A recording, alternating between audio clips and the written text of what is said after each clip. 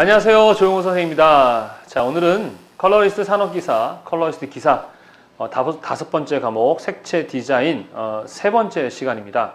우리가 전 시간에 디자인이 무엇이냐에 대해서 공부를 했습니다. 그죠? 그리고 디자인의 역사 중에 이제 초기 디자인과 현대 디자인에 이야기를 했고요. 자, 오늘은 근대 디자인 얘기까지 했죠. 자, 오늘은 현대 디자인에 대해서 알아보도록 하겠습니다. 자, 현대 디자인은 말 그대로 현대의 디자인이에요. 그렇다면 이제 현대는 어떤 시점부터 우리가 이제 보통 현대라고 하냐면 세계 1차, 2차 세계대전을 기점으로 한 시점부터를 우리를 현대 디자인이라고 이야기를 합니다. 그 전에는 이제 우리 근대 디자인 얘기했었죠. 근대 디자인 뭐가 있습니까? 미아, 유리, 도큐, 구대순, 바아. 그래서 각각 하나만, 그러니까 미술공예 운동 가지고만도 사실은 1시간 넘게 이야기를 할 수가 있거든요. 근데 디자인사의 그 배우는 양에 비해서 나오는 시험 문제 문항수 적고요. 또 우리가 디자인사를 좀 미시적으로 공부하면 좋지만 지금 당장에서는 뭐 그럴 필요가 없습니다. 그래서 일단 가장 큰 거시적인 것만 이해를 하고 계시면 돼요. 뭐 미술 공예 운동은 윌리엄 모리스가 처음 시작했고, 윌리엄 모리스는 존 러스킨의 영향을 받았고, 기계 생산하지 말자는 것이고, 레드 하우스에서 모여서 같이 함께 공예가들이 만들자고 했는데 결국 그 어떤 시대적 요구인 기계 생산의 반대됨으로 인해서 뭐 이렇게 성공적이지 못했다. 하지만 그 윌리엄 모리스의 정신이 이어받아서 아르누보니, 유겐스틴이 분리파, 독일 공장 연맹까지 왔다. 뭐 이런 식으로 큰 흐름을 이해를 하고 계시면 되겠습니다. 아셨죠? 자, 그리고 항상 이 디자인사나 현대 디자인사에는 사상이라는 것이 함께 같이 흘러가거든요. 사상이 뭐냐면 우리 사람들을 움직이게 만드는, 이끄는 어떤 생각, 주체, 이 어떤 이끌어가는 그런 생각이거든요. 그래서 세계대전 당시에는 이제 뭐 제국주의, 독일, 뭐 일본 같은 제국주의와 민주주의와 공산주의가 같이 한 팀이 돼서 서로 전쟁을 하고, 전쟁 끝난 후에는 민주주의와 공산주의가 서로 냉전 시대를 겪고 하는 그런 것들을 우리는 사상이라고 합니다. 왜 그러냐면은 근대화 이전에 우리 인간이 살아갔던 삶을 보면 왕 중심이나 신 중심으로 살았단 말이에요. 그것도 다수를 위한 것이 아닌 소수에 의해서 이 정치가 되는 그런 사회였죠. 그러다 보니까 상당히 억울하게 이렇게 많은 죽임을 당하거나 억울하게 이렇게 자기의 권리를 빼앗기는 그런 일들이 과거엔 되게 많았단 말입니다. 그래서 근대화의 이제 시민혁명이라는 것도 일어나고 하면서부터 이 시대 이후부터는 어떤 것들, 자, 모더니즘, 무슨 이즘? 모더니즘 사상이 기반이 되어서 근대화가 이루어지는데, 이 모더니즘은 뭐냐면은, 자, 지금도 이 콩고인가요? 제가 저번에 뉴스에서 봤는데, 자기 남편이 죽었어요. 그런데 뭐 옆집 여자가 마녀다. 그 여자가 주술을 걸어서 내 남편이 죽었다. 이렇게 하면 그게 진짜인지 아닌지를 따져봐야 돼, 안 따져봐야 돼? 따져봐야 되잖아요. 그게 논리잖아요. 그죠? 근데 사람들이 겁이 나니까 따지지도 않고 그냥 그 여자를 잡아다가 죽여서 불에 태워버리는 그런 일들이 아직 현대에도 일어나고 있단 말입니다. 그러니 과거에는 어떻겠어요? 그죠? 얼마나 억울한 일이 많았겠습니까? 그러니까 따져보자는 거예요. 따져보자. 어떻게? 과학적으로, 객관적으로 한번 따져보자 이거예요. 과학과 객관적, 논리적 이런 사고가 바로 모더니즘이에요. 모더니즘. 그래서 이러한 객관적인 사고를 가지고 따져보자 하게 된 이유는 바로 이 과거 이런 이유 때문이죠.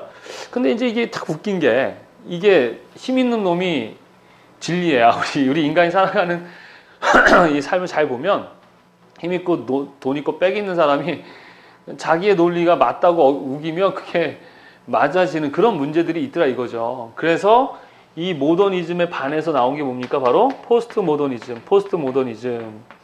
자, 이 포스트 모더니즘은요, 가장 큰 특징이 뭐냐? 다양성을 인정하는 거예요. 그러니까 기존에 있었던 이 과거의 것도 인정하고 모더니즘의 것도 인정한다. 그러니까 우리 인간이 갖고 있는 그 논리도 인정하고 그 다음에 감성도 인정하다. 그래서 인간성 회복한다라는 말을 하거든요. 다양한 상황에서 그럴 수도 있고 저럴 수도 있다라는 것을 다 인정하는 것이 바로 이 포스트 모더니즘의 가장 큰 특징이에요. 그래서 현대 디자인의 흐름은 포스트 모더니즘이고 근대 디자인의 그 기본 사상은 뭐다? 모더니즘이다. 이렇게 이해를 하시면 되겠습니다.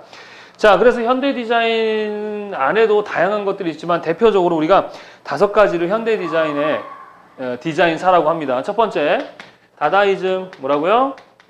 다다이즘. 그 다음에 두 번째가 초현실주의. 그 다음에 세 번째가 추상주의. 그 다음에 네 번째가 팝아트. 그 다음에 오바트. 이렇게 있습니다. 자, 기본적으로 이 5가지를 대표적인 현대 디자인으로 이렇게 나눠져 있는데, 일단은 요 세 개는 1차, 2차 세계대전을 겪으면서 있었던 디자인들이에요. 그러다 보니까 어떨까요? 우리 1, 2차 세계대전 당시 우리나라도 식민지를 겪었죠. 그죠? 식민지 시절이었잖아요. 그죠? 그래서 일본의 식민지 시절을 겪으면서 얼마나 많은 아픔을 겪었습니까? 그 전 세계가 다 전쟁을 겪고 있었죠. 그죠? 아메리카 본토만 빼고. 그렇지만 그 아메리카, 미국도 전쟁에 참여했으니까 거의 이제 세계 전쟁이었단 말이에요. 그래서 이 당시에는 사람들이 많이 힘들어했어. 그래가지고 이 세 개 다 뭐냐? 기본적인 우리 인간들의 이성을 배제한다. 뭘 배제한다? 이성. 그러니까 합리적인 사고나 이런 것으로 디자인을 하는 게 아니라 그냥 그 이성을 뺀 나머지로, 그러니까 감성이나 이런 것들로 디자인을 하는 거다. 이렇게 보시면 되겠고, 이제 전쟁이 끝난 이후에 이 팝아트는 이제 1960년대 이후부터는 이제 풍요의 시대가 열립니다. 어디에? 미국에서. 그러면서 이건 상당히 상업적인 그러한 그 목적의 디자인으로 사용하다가, 이제 오바트는 뭘까요? 팝아트에 반대돼서, 이게 너무 상업적이지 말자, 뭐 이런 개념에서 나온 그러한 그 특징을 갖습니다. 일단 이렇게 5가지가 있다라는 걸 아시면 되겠고, 자, 전 시간에도 얘기했지만은 이제 책에 보면은 여러 가지 이제 쭉쭉쭉 이렇게 내용들이 있습니다. 근데 여러분들이 하나씩 공부를 하게 되면 뭔 말인지 몰라요. 일단은 거시적으로 흐름을 이해한 다음에, 그 다음에 미시적으로 여러분들이 외우고, 그 다음에 가지를 붙여서 암기를 하시면 되겠습니다. 선생님이 근대 디자인사랑 현대 디자인사는 별도로 이렇게 박스로 요약 정리를 했거든요. 그래서 선생님 강의를 듣고, 그 다음에 책에 있는 내용을 읽고, 그 다음에 요약 정리에 있는 것 정도는 암기를 해두시면 되지 않을까 싶습니다. 자, 다다이즘은요, 잡지책 이름이에요. 이것은 그 잡지 다다라는 책에서부터 그 잡지에 의해서 유행한 그러한 디자인인데, 이것도 마찬가지 세계 1차 대전 당시의 그 상황에서 그 유행했던 거다 보니까 말씀드렸듯이 이성을 배제한, 그러니까 우리 인간의 어떤 합리적인 이런 생각을 배제한 비합리적이고 무계획적인 예술 활동이다, 이렇게 보시면 되겠습니다. 그래서 커뮤니케이션 수단으로서 어떤 거? 유머라든가 충격이라든가, 그 다음에 그 변형 같은 이런 것들 하나의 커뮤니케이션 수단, 표현 수단으로 사용했다라는 거죠. 그래서 마르셀 듀샹이라는 대표적인 다다이즘 그 작가는 남자 소변기를 벽에 걸어 놓고서는 제목을 옹달샘이라고 해놨죠. 그죠? 웃기잖아요. 그죠? 네, 그런 식의 방법으로 디자인을 했다. 자, 다다이즘은 유머, 충격, 변형을 하나의 커뮤니케이션 수단으로 사용했다라는 거. 자, 대표적인 작가는 마르셀 듀샹의 작품은 남자 소변기. 그래서 옹달샘이라는 제목을 해가지고 했다. 예. 그리고 이제 초현실주의는요, 자, 현실을 초월했다는 얘기입니다. 다다이즘은 이제 어디냐? 유럽이나 미국에서 유행한 것이고요. 초현실주의는 이제 프랑스를 중심으로 해서 그 현실을 초월한다는 얘기입니다. 왜 그럴까요? 살기 힘들면 우리 어떻게 해요? 정신을 놔버리잖아. 그죠? 전쟁도 겪고 거기다가 막 가족이고 막 죽임을 당하고 이래봐 얼마나 고통스럽겠습니까? 물론 그것 때문에라고 할 수는 없지만 하여튼 그런 환경과 그런 것들의 영향을 많이 받았을 것이다. 전쟁의 그런 어떤 가운데. 그래서 이것도 마찬가지 우리의 어떤 이성을 배제하고 또 무의식의 세계, 초현실의 세계를 표현하는, 그걸 대중화시키는 그러한 작품을 주로 만들었다, 이렇게 보시면 되겠습니다. 초현실주의는 이제 그 뒤에 추상주의나 팝아트에 영향을 주겠죠. 그죠? 자, 그 다음에 이제 추상주의는 우리 데스틸의 몬드리안과 연결이 되는데, 추상주의라는 것은 기본적으로 뭐죠? 점선면 입체 같은 아주 단순한, 우리 얘기했었죠. 근대 디자인사에서 했던 그거랑 거의 같아요. 그래서 대표적인 게 뜨거운 추상과 그 다음에 차가운 추상이라는 게 있어요. 자, 뜨거운 추상은 제가 외울 때 뜨한, 참온 이렇게 외우라고 하거든요. 뜨한. 그래서 뜨거운 추상은 칸디스킨, 그 다음에 차가운 추상은 몬드리안, 이런 식으로 제가 얘기를 합니다. 그래서 둘 다 보면은 그냥 단순하게 그 선을 긋고 그 안에 원색에 가까운 색을 넣는 방식인데, 뜨거운 추상은 불규칙하게 곡선적인 느낌이라 그런다면 차가운 추상의 몬드리안은 이렇게 직선적인 느낌의 추상주의다, 이렇게 보시면 되겠습니다. 무슨 말인지 아시겠습니까?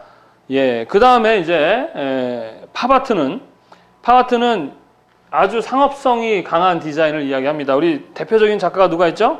앤디 워홀이라는 사람이죠, 그죠? 그래서 코카콜라 마크라든가 마릴린 몰로 사진 뭐 이런 거 우리 많이 보잖아요, 그죠? 그래서 이 사람 작품 아직도 여전히 우리 지금 뭐 사용하고 있는 곳들이 여러 있습니다. 몬드리안 작품도 사용하고 있는 곳이 많고요. 자, 그래서 대중문화, 자, 무슨 문화? 대중문화다, 상업적이다, 뭐 이런 특징을 갖는다라는 걸 알고 계시면 되겠습니다. 자, 오바트는 이러한 상업적인 것과 반대돼서 좀 순수한 시각적 작품이다. 뭐냐면은 착시를 이용한 작품이에요. 뭐예요? 시각적 착각을 이용한 작품이 바로 오바트입니다. 그래서 기본적으로 이제 이 오바트를 얘기할 때는 착시라는 말을 하나만 기억을 하고 계시면 될 것 같습니다. 자, 이렇게 해가지고요, 현대 디자인은 이렇게 5가지, 다다이즘, 초현실주의, 추상주의, 팝아트, 오바트다. 그리고 이제 구체적인 건 여러분이 한 번씩 읽어보시면 되겠고, 일단 큰 흐름만 이야기를 한다면 다다이즘, 초현실주의, 추상주의는 전쟁의 어떤 1, 2차 세계대전의 상황에서 있었다 보니까 가장 큰 특징은 이성을 배제했다라는 거. 그리고 전쟁 끝난 이후에 좀 대중적인, 이제 먹고 놀자판이 되겠죠. 너무 넣고 놀자 하지 말자 해서 나온 게 이제 오바트. 이런 식으로 해서 현대 디자인은 이렇고, 또 하나 더 있다면 이제 미니멀 아트라는 겁니다.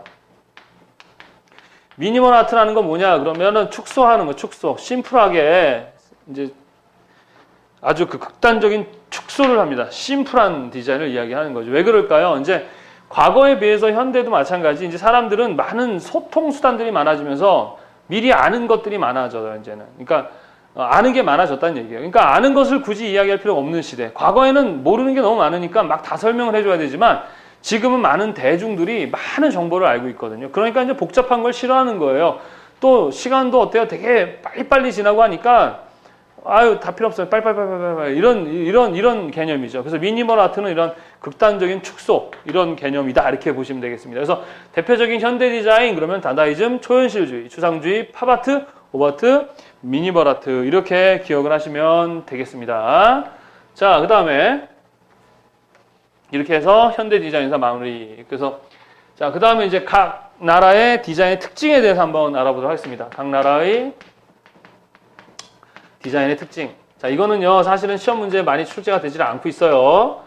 그런데 이제 요즘에 와서, 원래 이제 이게 이제 그 컬러리스트에서 다룰 문제가 아니고, 만약에 시각 디자인이었으면 지금보다 훨씬 더 구체적으로 제가 설명을 했을 겁니다. 근데, 시각 디자인 그 자격 시험이었을 때는. 근데 이 컬러에서는 이쪽 부분이 이렇게 많이 출제가 되지는 않아요. 하지만 요즘에 이제 그 변별력을 두기 위해서 각 나라마다의 어떤 특징을 나타내는 그런 시험 문제가 출제가 되고 있는데, 일단은 첫 번째 스칸디나비아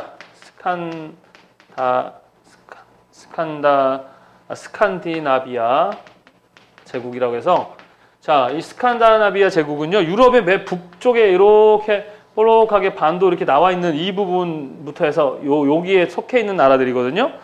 여기 영국 있고, 여기 이렇게 프랑스 위쪽으로 이렇게 있는 나라 있죠? 위쪽으로. 그래서 스웨덴, 노르웨이, 덴마크, 핀란드, 요런 나라들을 이야기하는데, 이 나라들의 특징 하나하나를 다 알 필요는 없어요. 그냥 책에 있는 거 한번 읽어보시고, 일단은 여기는 상당히 어떠냐 그러면, 예술성도 강하고, 그 다음에 어떤 자기들의 전통성도 강하고, 또 환경적인, 친자연적인 이런 성향이 강한 그러한 디자인의 특징을 갖습니다. 그래서 스칸디나비아 디자인은 인간의 감각과의 관계를 더 중요시하는 예술적 방향을 추구하였다라고 교재에 나와 있죠, 그죠? 네, 그 특징만 좀 이해를 하시면 되겠고, 나머지는 그냥 참고해서 읽어두시면 될 것 같습니다. 자, 그 다음에 이탈리아 디자인. 자, 이탈리아 그러면 가장 대표적인 게 뭐냐 그러면 멤피스 디자인 그룹을 기억하고 계시면 되겠습니다. 어디? 멤피스 디자인 그룹. 자, 이 멤피스 디자인 그룹이 뭐 전체를 다 얘기한다고 할 수는 없겠지만 특히 또 멤피스 디자인 그룹이랑 미래주의 뭐라고요? 미래주의 이 두 가지를 이탈리아의 디자인에서 시험에도 자주 나오고 이 두 가지를 좀 기억하시면 될 것 같아요. 멤피스 디자인 그룹은 이제 아주 혁신적인 디자인 그룹이었고요.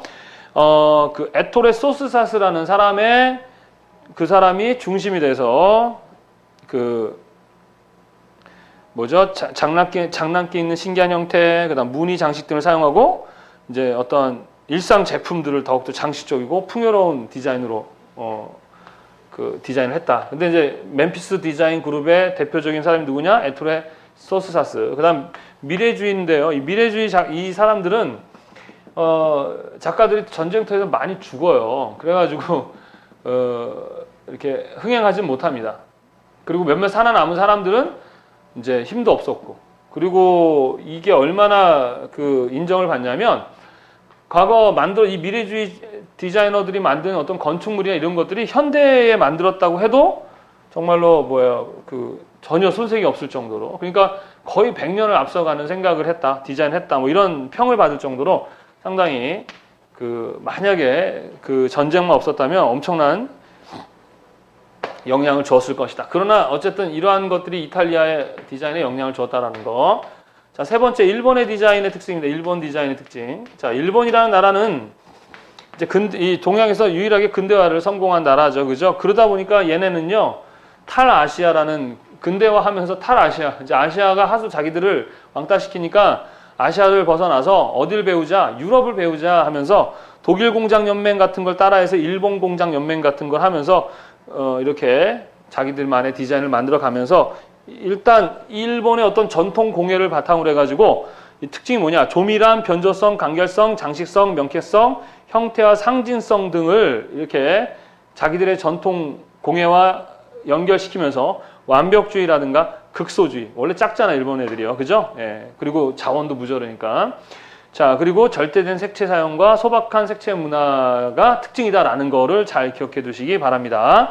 그리고 그 외에 나머지는 여러분들 한 번씩 읽어보시고 기억하시면 되겠어요. 자, 그 다음 네 번째는 미국의 디자인인데, 전쟁 이후에 가장 지금도 초강대국이죠, 그죠? 예. 뭐 가장 혜택을 많이 본 나라는 미국입니다. 유럽도 그렇고 모든 나라가 초토화됐을 때 미국은 본토가 아주 뭐 전혀 그 피해도 입지 않았고, 전쟁에서 자기들의 무기 팔아먹가면서 상당히 현금도 많이 돌았고, 그리고 온갖 정말 그 디자이너뿐만 아니라 뭐 학자부터 해서 많은 유능한 인재들이 다 어디로 모여요? 미국으로 다 이민을 오게 됩니다. 그러면서 이 미국이라는 나라가 상당히 자원도 많고 하면서 2차 세계대전 이후에 상당한 그런 그 풍요로운 나라가 되겠죠, 그죠? 특히 바우하우스에 있었던 교수들이 미국으로 넘어오면서 상당히 디자인도 발전하고 아메리칸 스타일이라는 말이 나올 정도로 나름대로의 현대 디자인의 그 주가 되겠죠, 그죠? 그래서 그럴 수 있었던 것은 바우하우스의 학자들이 미국에 넘어오면서 미국의 그 저기였었고, 그 다음에 또 하나는 세계 경제 대공황이라는 게 있죠. 경제 대공황. 경제 대공황은 뭐냐면은 이제 그 산업혁명이 일어나면서 기계에 의한 대량 생산의 시스템의 공장제가 미국에도 그대로 도입이 돼요. 근데 미국이란 나라도 마찬가지 이제 막 장사가 잘 되니까 막 물건을 막 수없이 만들어낸단 말입니다. 그랬더니 물건이 막 남아 돌기 이제 잘 팔리는 거 보고 막 너도 나도 할 수 없이 다 막 사업을 한다고 하다 보니까 결국에는 공급이 수요를 넘어서는 거죠. 그렇게 되면 어떻게 해요? 제품이 남아 돌고 그만큼 손해를 보게 되니까 그것을 만회하기 위해서 공장에서 일하는 노동자를 자르기 시작하죠. 노동자를 자르니까 어떻게 됩니까? 노동자를 자르니까 그 사람들이 또 잠재적 소비자잖아요. 그러니까 또 소비가 떨어지고 돈이 없으니까. 그러니까 또 재고가 또 남고 그것도 자르고 이러다 보니까 공장에도 물건도 많고 시장에도 소비자도 많고 돈도 있는데 모두가 다 멘붕이 오는 거예요. 멘붕. 예. 그게 바로 경제 대공황. 그런 이유가 무엇이냐? 계획하지 않고 막무가내로 하기 때문에. 그래서 그때부터 디자인 개념도 어떻게 해요? 이제 차별화를 두고 경쟁하기 위해서 디자인도 발전하기 시작했고, 그 다음에 경영학이라는 개념도 이제 그때부터 발전하기 시작한 겁니다. 자, 그 다음에 여기서 또 좀 알아야 될 게 뭐냐 그러면은 그 미국의 그 할리포드라고 있죠. 자동차 컨베이어 시스템을 만들어 가지고 그 자동차를 뭐 한 40명이 한 대를 만들려면 일주일이 걸렸다는 거죠. 그런데 뭐 분업화 시킨 거죠. 컨베이어 시스템을 이용했더니 짧은 시간에 많은 양을 만들어내는 시스템 때문에 아주 그 우리 인간들 삶의 라이프 스타일을 완전히 바꿔버리게 됩니다. 자, 그리고 그 게데스라는 사람도 좀 기억해 두세요. 이 게데스는 기존에 이렇게 직각적인 그런 디자인에서 유선형의 디자인을 처음으로 디자인했던 사람이다라는 거. 자, 그리고 공업 디자인이라는 말이라든가 이런 것들이 최초로 나오기 시작한 것은 바로 미국에서부터 시작됐다라는 거. 또 미국 디자인의 특징은 실용주의, 기능주의였다는 거. 이런 것들을 좀 기억하시면 될 것 같습니다. 자, 이렇게 해가지고요, 우리가 디자인사에 대한 공부를 마무리하도록 하겠습니다. 선생님이 이 디자인사에 대한 이야기를 사실은 더 재밌게 좀 할 수 있는데, 컬러리스트 기사에서는 이 디자인사에 대한 시험 문제가 그렇게 많이 출제가 되지 않고 있어요. 그리고 영상에서 제가 이 부분을 너무 많이 할애를 해버리면 효율이 좀 많이 떨어집니다. 그래서 영상에서 강의하는 내용들은 주로 거시적으로 이야기를 해드린 거예요. 이제 미시적인 공부는 여러분들이 교재를 보고 한 번씩 좀 찾아보는 식으로 하시면 될 것 같습니다.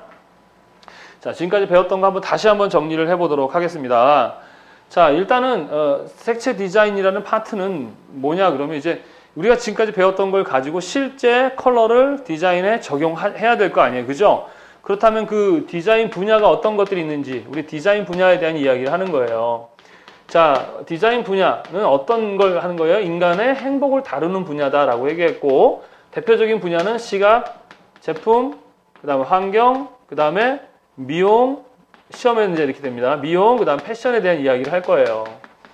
자, 그래서 이 분야에 어떻게 컬러가 적용이 되는지를 알려면 각각 디자인 분야에 대한 것을 우리가 이해를 해야 된다는 얘기죠. 그래서 처음에 디자인이 무엇이냐에 대한 디자인의 정의로부터 시작해서 이 디자인의 역할, 목표 이런 기타 등등의 이야기를 했고, 그 다음에 디자인이 어떻게 시작되어졌는가에 대한 디자인의 뭐예요? 역사에 대해서 우리가 이야기를 했어요. 역사는 기본적으로 초기 디자인, 근대 디자인, 현대 디자인, 그리고 각 나라마다의 디자인의 특징에 대한 이야기까지 한 것입니다. 사실 이게 지금 세 번째 시간까지 했으면서도 선생님이 거시적인 공부를 할 수밖에 없는 게 양이 되게 많거든요. 근데 그거를 다 이야기하기는 어렵고, 기본적으로 디자인 역사는 선생님의 그 요약 정리에 있는 정도는 암기를 해 두실 필요가 있습니다. 그리고 나머지는 그냥 그렇구나 하고 읽으시면, 제 강의를 듣고 들으시면 조금 더 쉽게 이해가 될 것입니다. 자, 그 다음에 이제는 네 번째 이제 디자인에 있어서의 우리가 이제 기본적으로 디자인은 정신적인 기획 개념도 있지만 사실은 실체화가 돼야 돼요. 그러니까 형태를 갖춰야 된다는 얘기예요. 뭘 갖춘다? 형태. 디자인은 반드시 실제가 돼야 된다는 것이죠. 기획을 했으면 그것을 실제로 기능적 기술을 적용해서 반드시 어떠한 것을 실체화시켜야 된다. 실체화되지 않으면 그것은 디자인이 아니에요. 아셨습니까? 그래서 사실 이 디자인에 관련한 지식이나 이런 정보가 그렇게 많지가 않습니다. 보통 디자인은 혼자 있을 수가 없거든요. 그래서 디자인 경영, 디자인 정책 이런 식으로 어떠한 분야에 같이 붙어서 이야기를 하다 보니까 기본적으로 그 분야의 이야기를 할 수 있어야 되는 거예요. 디자인 정책 그랬으면 정책에 관련한 정책학 공부를 해야 되고, 디자인 경영 그랬으면은 경영학이라는 공부를 해야 된단 말이에요. 마찬가지로 우리가 지금 이 시간에 배우는 건 디자인이라는 분야를 배우는 거지 어떤 특정한 경영 정책을 얘기하지 않잖아요. 그러다 보니까 디자인에 대한 어떤 지식이나 정보들은 이 형태학이라는 걸 기본으로 한 일반적 지식밖에 없어요. 지식 체계밖에 없어요. 다행이죠. 예. 그러니까 무슨 얘기냐? 공부할 양이 좀 적다는 얘기죠. 그죠? 그래서 기본적으로 우리가 디자인을 이야기할 때는 기획 개념과 그 다음에 기능 개념에서 얘기를 해야 돼요. 그래서 우리 이미 벌써 배운 게 뭐예요? 프로세스. 디자인의 프로세스, 디자인의 과정 얘기했었죠. 그죠? 첫 번째 기획은 뭐예요? 문제, 인식, 자료 수집, 분석, 평가 이렇게 간다 그랬었죠. 그 다음에 기능적인 것의 프로세스. 자, 첫 번째 디자인의 기능의 과정, 기능 과정 뭐였어요? 욕구, 욕조재기, 조형, 재료, 그 다음 뭐예요? 기술. 뭐예요? 욕조에서 제기 차면 안 된다. 이렇게 암기를 하라고 했어요. 그죠? 욕조에서 제기 차면 미끄러워져가지고 머리 깨지고 욕조 깨지고 엄청 난리가 나겠죠. 그래서 이 기능에 대한 과정, 요거를 물어보는 시험도 간혹 나와요. 이런 것들이 뭐예요? 기능에 관련한. 그래서 기능, 형태에 관련한 그러한 지식 체계를 이제 배우게 되겠습니다. 자, 그래서 기본적으로 디자인의 요소에 대한 것을 먼저. 디자인의 요소란 형태에 관련한 디자인 요소야. 네 가지가 있습니다. 네 가지. 자, 개시상실이라고 외우세요. 뭐라고요? 개시상실이라고 암기를 하십니다. 개시상실, 떡볶이집을 개시했는데 맛없다고 손님들이 안 와. 망했어. 상실했어. 이렇게 외우면 되겠습니다. 자, 개시상실. 개념 요소, 시각 요소, 상관 요소, 실제 요소라고 해요. 뭐냐? 이건 형태에 관련한 거야. 형태를 이루고 있는 가장 기본 형태, 개념 요소입니다. 개념은 가장 기본을 얘기하죠. 뭐 선생님 군대 있을 때 이놈이 이거 개념 없는 짓 하네 그랬어요. 막 너 개념 없다. 막 이런 뭐예요? 기본이 안 됐다는 얘기죠. 기초가 안 됐다는 얘기입니다. 그래서 기본적인 가장 형태를 이루는 기본 형태는 점, 선, 면, 그 다음에 입체다. 이렇게 우리가 암기를 하시면 되겠어요. 개념 요소의 가장 기본이 바로 점선면 입체다. 우리 이런 점선면 입체를 형태적으로 얘기한다면 추상 형태, 또 이념 형태, 순수 형태라고 얘기를 하죠. 자, 형태에 대한 얘기를 한번 해볼까요? 형태는 이제 두 가지가 있습니다. 이제 형태는 실제 형상과 모양이 있다는 얘기입니다. 그래서 형태는 기본적으로 그 이념 형태라는 게 있어요. 이념 형태와 그 다음에 현실 형태라는 게 있어요. 이념, 현실. 자, 이념은 실제로 만져지지 않는, 보여지지 않는 형태. 얘는 실제로 보여지거나 만져지는 형태를 얘기합니다. 그래서 이념 형태는 다른 말로는 순수 형태 또는 추상 형태라고 얘기를 하고요. 현실 형태는 이제 인위 형태와 자연 형태가 있겠죠. 인위 형태는 뭐예요? 인간이 만든 형태고 자연 형태는 자연이 만든 형태겠죠. 자, 그렇다면 돌, 나무, 이거 무슨 형태입니까? 그렇죠. 자연 형태고요. 현실 형태의 자연 형태입니다. 그럼 인연 형태, 추상 형태는 뭐라고 했어요? 점선면 입체라고 했죠.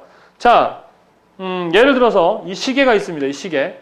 이 시계는 무슨 형태입니까? 현실 형태의 인위 형태죠. 그러나 요거는 무슨 형태입니까? 사각형의 형태죠. 그죠? 예, 이렇게 시계로 인식이 되지만 이 안에는 사각형이 있거든요. 그 기본이 되는, 개념이 되는 이념 형태, 순수 형태, 추상 형태라고 얘기를 합니다. 무슨 말인지 이해되십니까? 이념이라는 개념은 우리 뭐 민주주의, 뭐 공산주의 이런 것도 들어갈 수가 있어요. 그러니까 어떤 형태적인 건 아니지만 이런 사상적인 것도 이념 형태라는 것도 그런 개념이에요. 그리고 순수 추상 형태는 이 개념이고요. 그래서 형태라는 개념에서 이렇게 이게 다음 중 성격이 다른 하나는 그래서 이렇게 나올 수 있으니까 잘 기억해 두시기 바랍니다. 자, 개념 요소가 이제 발전해서 시각 요소가 됩니다. 시각 요소는 어떤 형태나 방향이나 교재도 나와 있습니다. 그 다음 명암, 색, 질감, 그 다음에 운동감, 크기 이런 시각적인 요소들이에요. 그러니까 눈으로 보여지는 시각적 형태나 그 안에 있는 그 질감, 크기, 운동감 같은 거 우리는 시각 형태라고 얘기해요. 시각 요소라고 얘기합니다. 상관 요소는 서로 어떤 상관이 있는가라는 거거든요. 그래서 이거는 면적이라든가 무게감 같은 것들이 바로 이 상관 요소입니다. 그래서 무게감이 가볍게 느껴지기도 하고 무겁게 느껴지기도 하는 것은 어떤 상관에 의해서 저보다 무거운 사람, 제가 무거운 사람 옆에 있으면 저는 가벼워 보이고 가벼운 사람이 있으면 무겁게 보이는 그래서 어떤 상관관계에 의해서 면적이라든가 무게감이 달라 보일 수 있는 것을 우리는 상관 요소라고 하고요. 실제 요소는 실제 어떠한 목적에 의해서 사용되는가 이 목적성에 관련한 겁니다. 그래서 디자인을 이루는 어떤 형태적인 개념에서의 그 요소 네 가지 개시, 상실, 개념 요소, 시각 요소, 상관 요소, 실제 요소. 개념 요소는 점, 선, 면, 입체. 시각 요소는 형, 방향, 명암 같은 거. 상관 요소는 면적, 무게 이런 것들입니다. 이해하셨습니까? 그 다음 형태는 이념 형태와 무슨 형태가 있다? 현실 형태라는 게 있다. 그리고 이념 형태는 다른 말로는 순수 형태, 추상 형태라고 이야기를 한다. 지금 이 이야기는 우리가 이제 디자인을 공부하는 데 있어서 가장 기본이 되는 지식 체계들입니다. 그런데 그 지식 체계의 기본은 뭘? 형태에 관련한 지식 체계다.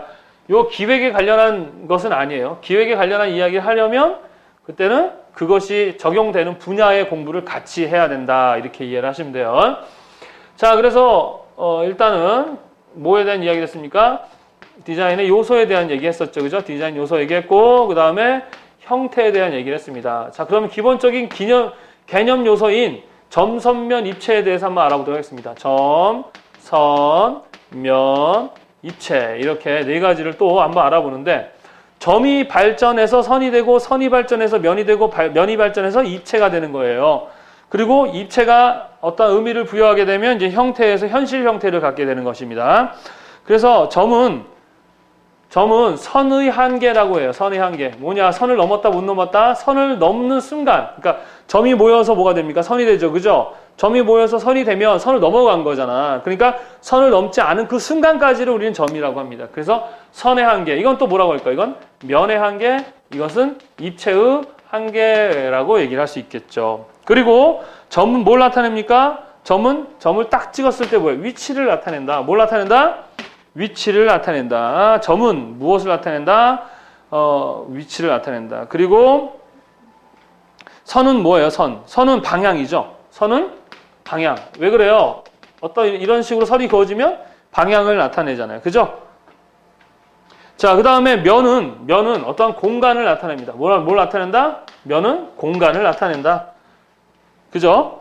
그 다음에 입체는 두께도 나오고 그 다음에 또 부피도 이렇게 표현을 해준다. 이렇게 일단 간단하게 이렇게 거시적으로 이렇게 이해를 하고 계시면 되겠습니다. 자, 그 다음에 이제 또 시험에 많이 나오는 게 뭐냐? 이 선의 종류에 대한 시험 문제들이 많이 출제가 되거든요. 그래서 선의 종류를 보게 되면 직선, 수직선, 수평선, 사선, 곡선, 호, 뭐 포물선, 쌍곡선 뭐 이런 거 있죠, 그죠? 자, 그거를 뭐 굳이 뭐 설명하지 않아도 느낌상 알 수 있어요. 이 사선 같은 경우는 어떤 느낌이 들어요? 상당히 동적이죠. 그리고 불안한 느낌이 듭니다. 수직선은 어때요? 좀 뭔가 상승감이 있으니까 좀 종교적이고 좀 긴장감 있고 좀 고결하고 희망의 느낌이 나죠. 자, 그 다음에 직선은 되게 정직하고 확실하고 단순한 느낌이 나고요. 수평선은 어떻습니까? 저 수평선 멀리 보면 평화, 정지, 안정감 등이 들죠. 그래서 여러분들이 이 정리된 내용을 보시면 충분히 이해할 정도. 예, 여러분 교재 다 나와 있죠, 그죠? 예, 교재 다 있습니다. 자, 그런데 이제 우리가 이거 하다 보면 또 뭐가 나오냐면은 네거티브 점, 네거티브 선, 네거티브 면, 포지티브 점, 포지티브 선, 포지티브 면 이런 말들이 나오는데 네거티브라는 말이 뭐예요? 반대한다라는 말이에요. 네거티브. 포지티브 아니면 또 네거티브는 부정적인 그런 뜻이고 포지티브는 되게 적극적인 그런 뜻입니다. 그래서 점 같은 경우도 그렇고 면도 그렇고 선도 그렇고 다 이제 비슷한 건데 자, 네거티브한 선이다라고 하는 것은 네거티브한 선이다라는 것은 네거티브한 면이다라는 거, 포지티브한 점이다라는 건 뭐냐면 그 적극적인 방법에 의해서 그러니까 점이 막 적극적으로 선의 모양을 만들어내잖아요. 딱 찍어서 만들어내는 거. 이렇게 해서 선이 만들어지는 거를 우리는 포지티브 선이라고 그러고 어쩌다가 이렇게 서로 연결하다가 어쩌다가 만들어지는 것은 네거티브 선 이렇게 얘기합니다. 적극적으로 만들어내는 점이나 선, 면 같은 것을 우리는 포지티브라고 그러고 어쩌다가 만들어지는 것을 네거티브다 이렇게 이해를 하시면 될 것 같아요. 아셨습니까?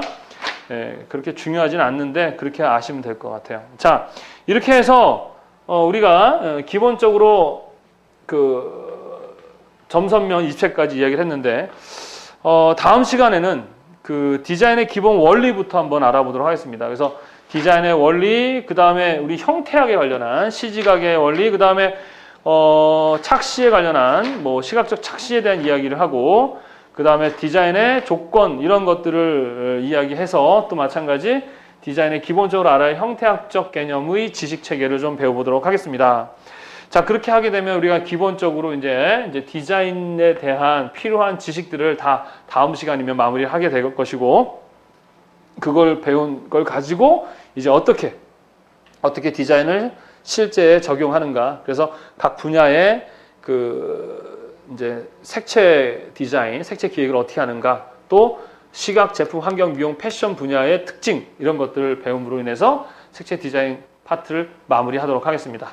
자, 색채 디자인이 어려운 파트는 아니지만 외울 게 좀 많고 이것도 마찬가지. 그리고 조금 어려워하는 분들도 계시더라고요. 그런데 잘 들어보고 이해를 하면서 같이 따라오시면 뭐 충분히 어렵지 않게 좋은 점수를 낼 수 있는 그런 과목입니다.